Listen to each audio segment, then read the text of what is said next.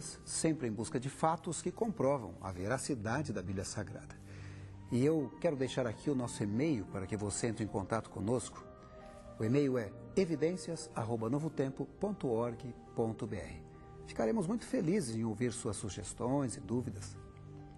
No mundo atual é comum as pessoas se voltarem para Deus. Afinal de contas, atravessamos uma crise mundial, a fome, guerras, catástrofes em muitos lugares. E em nosso mundo globalizado, o que afeta um, afeta outros. Mas enquanto muitos se voltam para Deus, outros negam a sua existência e acham possível provar que Deus é apenas um mito, uma invenção humana. Afinal de contas, Deus existe ou não? O que os cientistas dizem sobre a existência de Deus? Esse é o tema do programa de hoje.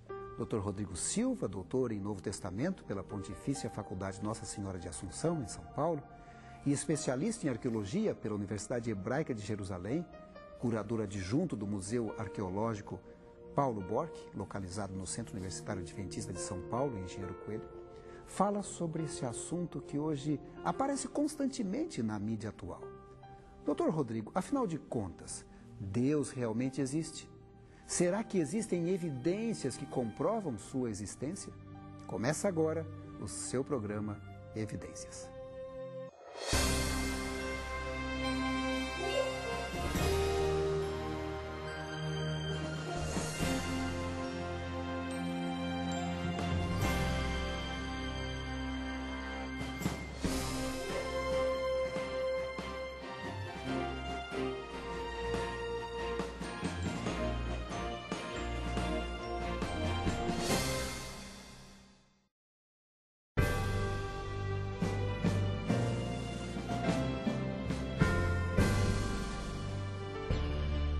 Há vários séculos, uma visão de mundo materialista e antirreligiosa tem sido apresentada e aceita por muitos como legítima postura racional ao lado de outras cosmovisões. Os mais extremados defensores do questionamento à existência da divindade chegam a declarar que o mundo alcançará o seu triunfo apenas quando desistir dos conceitos religiosos e da fé num supremo que costumeiramente chamamos de Deus. Curiosamente, em anos recentes, temos presenciado um desdobramento novo nesse debate acerca da existência de Deus. Trata-se do que aparenta ser uma milícia intelectual organizada para provar a perspectiva ateísta como sendo a única tese defensável do ponto de vista científico e filosófico. Logo, a religião, em quaisquer de suas manifestações, deveria ser completamente banida do cenário cultural humano para o bem da própria humanidade. Entre os mais recentes defensores ateus da atualidade está o escritor americano Sam Harris, autor dos livros The End of Faith, O Fim da Fé, e Letter to a Christian Nation, Carta a uma Nação Cristã. Em ambos os livros, Harris, que é filho de um pai Quaker e de uma mãe judia, procura mostrar que, em sua opinião, a sobrevivência da humanidade está em perigo por causa do receio que se tem em questionar as crenças religiosas. E mais, atacando franca e honestamente a crença na existência de Deus ou de um Deus pessoal, Harris chega ao ponto de declarar que a religião é o mais perverso exemplo de mau uso da inteligência em toda a história humana. Ele sugere, portanto, que o ateísmo, que por definição deveria ser um termo desnecessário, não é apenas uma teoria ou filosofia, mas o meio mais seguro de destruição das ideias ruins da humanidade. E sem Deus, concluiu ele, é assim que nós poderemos vencer as decepções que a história apresenta. Uma das primeiras respostas aos livros de Harris veio de um dos mais respeitados acadêmicos da Faculdade de Teologia do St. Andrews College, nos Estados Unidos. O seu nome, Douglas J. Wilson, que além de escrever vários livros sobre filosofia e religião, foi por muitos anos professor de latim, grego e literatura clássica. Seu mais recente compêndio, Letter from a Christian Citizen, Carta de um Cidadão Cristão, oferece uma interessante análise crítica dos argumentos de Harris. Mas Wilson toca num ponto além ao se perguntar por que nos últimos anos os ateus parecem ter redobrado seu ataque à religião, comportando-se como se fossem até, ironicamente, um movimento formado por religiosos fundamentalistas dispostos a tudo para pregarem uma mensagem ao mundo. Até convenções anuais estão sendo organizadas por entidades jurídicas de promoção do ceticismo. Como qualquer congresso religioso, estes encontros oferecem palestras, livros e até souvenirs como camisetas, botões, mochilas e tudo mais para promover a causa ateísta no mundo ocidental. A conclusão que Wilson tira de tudo isto é que, por muitos anos, o ateísmo tem sido um adversário dos teístas cristãos, mas, até então, os ateus haviam concluído que a fé cristã não passava de uma superstição limitada e que não poderia ser prejudicial, ou seja, ela poderia ser tolerada, pois não ofereceria risco nenhum ao materialismo racionalista. Eles ainda sugeririam que a religiosidade iria diminuir até desaparecer no futuro próximo da humanidade. Contudo, as estatísticas hoje comprovam o erro do seu prognóstico. A religião continua em alta no século XXI e, principalmente agora, com o advento de um neoconservadorismo entre cristãos evangélicos e católicos nos Estados Unidos. Os ateus se sentiram, portanto, ameaçados e começaram, através de um comportamento bastante apologético, a combater a religiosidade, mostrando, aliás, que, longe de ser um movimento pequeno ou enfraquecido, a fé ainda pode incomodar muita gente que jurava que ela, a esta altura do desenvolvimento racional e tecnológico, já estaria banida da raça humana. A mídia, é claro, tem nos últimos anos exercido um papel fundamental ao divulgar entusiasticamente o ideário secularista.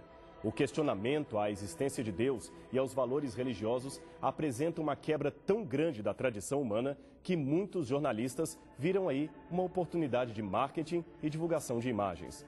O povo, conforme a conclusão de um publicitário, parece se interessar por notícias que tragam a quebra de um paradigma e, quanto mais sensacionalista for a matéria, mais ela venderá. Foi talvez desta maneira que alguns conceitos acerca de Deus, que antes ficavam restritos ao debate acadêmico, tornaram-se familiares ao povo mais amplo, que muitas vezes recebe a informação de maneira mutilada, unilateral ou desprovida de um arcabouço filosófico que contextualize o seu conteúdo. E, infelizmente, é desta maneira que a bandeira do ateísmo tem sido levantada nos últimos tempos. E em se apresentando o rol dos debatedores, não poderíamos deixar de mencionar outros companheiros da tribuna de Harris que também engrossam a lista dos mais famosos apologistas ateus da atualidade. Para começar, temos o biólogo inglês Richard Dawkins, inimigo declarado das religiões e autor do conhecido livro Deus, um Delírio, publicado em vários idiomas. A seguir vem o jornalista também inglês Christopher Hitchens, com sua obra ironicamente intitulada Deus não é grande. E, finalmente, o filósofo francês Michel Onfray, autor de vários tratados ou manifestos antirreligiosos, inclusive um específico de ateologia. Não poucas vezes, estes autores e outros de menor expressão têm ocupado a mídia, principalmente em entrevistas e palestras, nas quais defendem abertamente o fim da religião.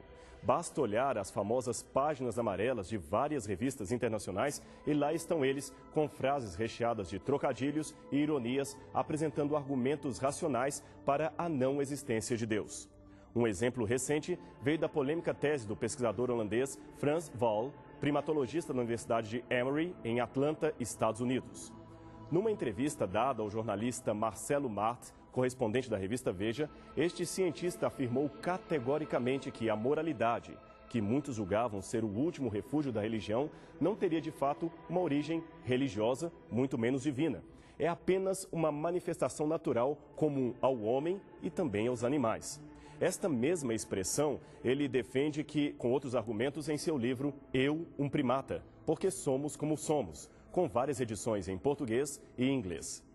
A primeira coisa que devemos ter ao nos aproximarmos de tais pensadores é o reconhecimento de que eles não são em nada inovadores. Basta uma olhada nos livros de história para verificar que as atitudes ateias e antirreligiosas não são novas na trajetória da humanidade, especialmente no mundo ocidental. Górgias, Protágoras, Pirro, Carneades e Timon, que viveram séculos antes de Cristo, são considerados os primeiros relativistas e céticos da história da filosofia, o que demonstra que o questionamento à fé vem de longa data. Não obstante, o moderno movimento ateísta parece ter as suas raízes fincadas no pensamento filosófico de dois filósofos em especial que, por incrível que pareça, eram teístas, isto é, acreditavam em Deus. Estamos falando de René Descartes, pai da filosofia moderna, e Immanuel Kant, o mais notável filósofo da cultura ocidental e, indiscutivelmente, um dos pensadores mais influentes da humanidade. Esses autores, seguidos, é claro, de outros, subverteram as perspectivas clássicas da filosofia e, por tabela, da teologia, insistindo em filosofar sobre o próprio homem e não mais sobre a natureza e o seu Criador, a saber, Deus. É que até Descartes, os filósofos e os teólogos se interessavam primariamente por tudo o que tem a ver com Deus e a natureza que ele criou. O homem, obra-prima desta criação divina, só vinha depois. Mas, ao mudar as ordens do objeto e meditar primariamente no homem com quase detrimento aos demais elementos, começou-se a afirmar que este deveria confiar unicamente no poder da razão para conhecer a verdade. Descartes, assim, realizou uma espécie de revolução copérnica na filosofia ao derrubar a perspectiva tradicional em seu tempo, cuja tendência era repetir verdades transmitidas tradicionalmente pelas gerações que lhe antecederam. A seu ver, deveríamos partir do zero, ignorando tudo o que até ali fora dito acerca da realidade, dos homens, da própria humanidade. Quando se diz partir do zero, a exclusão da própria Bíblia como elemento humano da revelação de Deus também está incluída aí. A única certeza que poderíamos ter era da nossa própria existência. Por isto, a máxima filosófica de Descartes, cogito ergo sum, isto é, penso, logo existo. Quanto a Deus, Descartes, embora acreditasse na existência de um Criador, afirmou tanto a sua transcendência em relação à natureza que acabou concluindo que Deus foi inteiramente